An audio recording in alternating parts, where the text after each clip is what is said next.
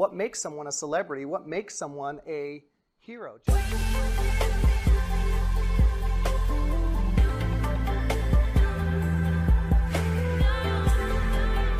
What did Kobe say? Was he naturally gifted? So what happened in his young life to where there was a transition and ultimately he became one of the greatest basketball players? He decided. He became laser focused. He became laser focused. He decided.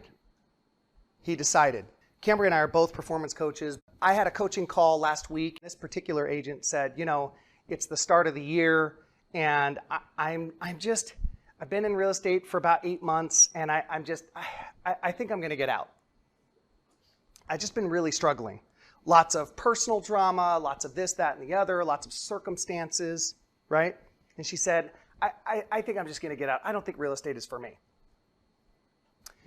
But I asked her, what do you want? What do you want? She never did, 40-minute conversation, she never did answer the question. What do you want? I don't know. Well, what got you into real estate? What was the draw into real estate? And she said, I really like the idea of being able to help others. Okay, so has that desire changed? Well, no. Okay, so what happened? Well, I've just figured out that I'm not really good at setting boundaries.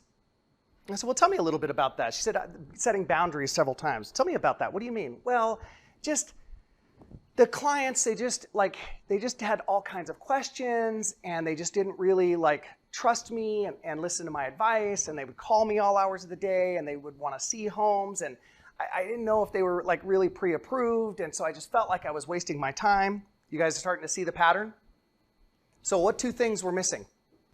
Clarity about what she wants, right? You heard Kobe say he made a decision. He made a decision he saw the greats, and for him, he realized there's a possibility that he could achieve that. Not a guarantee, but a possibility that he could achieve that. So what did he do? Laser focused, right? And when you become laser focused, what was something else that he said? When you become laser focused on that thing, well, he didn't have time for anything else, right? But in other words, he didn't make time for things that were not related to what? His goal or what he wanted, right? There's a lot of us that allow ourselves to be pulled in lots of different directions. There's a lot of us, in our mastery course, we went through a couple of examples of what do you want? What's most important to you in life? And then we really analyzed it. Is that true?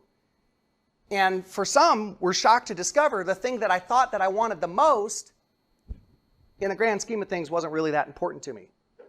And so we end up investing emotional energy, beating ourselves up because we're not achieving that thing that we thought was most important to us.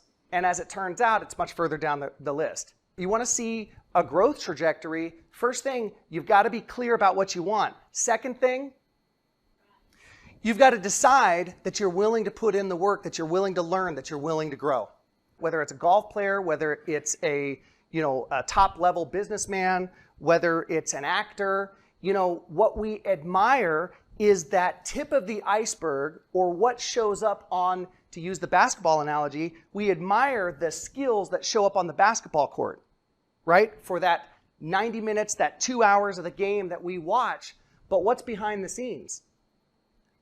A mountain of focus, of effort. Kobe Bryant used to arrive at the arena at 5 a.m. every day to practice and oftentimes would leave after 7 p.m. He was the first to arrive and the last to leave.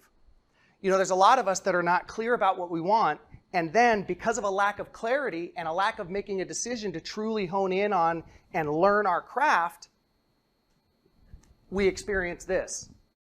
I have a passion for the real estate industry, and I have a passion for the fact that to get really, really skilled at real estate, there are some disciplines, there are some skills that you must learn and you must master in order to be effective at real estate. But what I don't want is for you to get out of real estate and then spread the same old BS real estate is just, real estate sucks. Does real estate suck, or did you have a lack of clarity about what you really want and an unwillingness to do what it takes?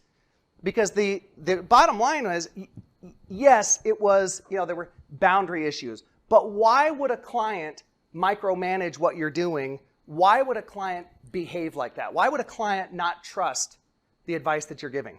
Because you weren't bringing certainty to the table. They didn't feel like they could actually trust you and that you knew what you were doing. Everyone get that? She didn't get herself to a level where she could deliver advice and educate the consumer with a level of certainty that transmitted to them. You ever had the experience, you go into the store and you ask about the product and all of a sudden the salesperson is picking up the product label? Well, it says it can do this, that, or the other. What's my level of certainty? Right? So of course, am I going to take that person's advice? Or am I going to back up a few steps and maybe look on some forums and look on the internet and see with the ratings and that sort of thing? I'll do the research myself. Guys, your clients will do the same thing. If you can't deliver a level of certainty in talking about where the market is at right now, where you feel like the market might be heading, how you feel that you can guide your client, whether they're buying or selling, given whatever the market does. If the market crashes, the market continues, if interest rate goes up, right? And so it's an important lesson. We look to celebrities because they've mastered their craft, they've put in the work. They made a decision and they put in the work. Ultimately, that's why we admire celebrities, right?